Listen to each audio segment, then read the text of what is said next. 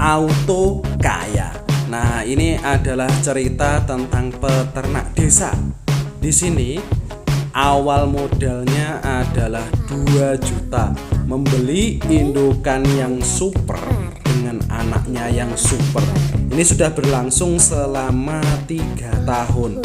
Nah, dalam 2 tahun saja sudah bisa menjual 15 juta rupiah, dan ini adalah keturunan dari kelima. Seperti ini lihat. Ini sama dengan dulu awalnya anak yang pertama pembelian. Ini seperti ini. Ini agak kecil malahan. Yang dulu yang pertama itu harganya pertama adalah terjual 5 juta. Anak yang kedua betina semua. Dan yang ketiga, anak yang ketiga, keturunan ketiga itu anaknya terjual juga sekitar 5 juta rupiah. Dan ini adalah anakan-anakannya masih seperti ini. Ini bisa dicontoh ya bagi rekan-rekan yang lain.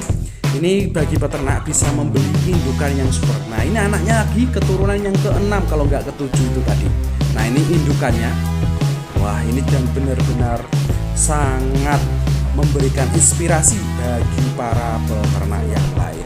Nah, ini kalau bagi rekan-rekan yang ada di sekitar Ngawi, ini bisa berkunjung di tempatnya Totempel, nah, Uceng, di daerah sini Kabupaten Ngawi. Semoga bermanfaat bagi rekan-rekan semuanya.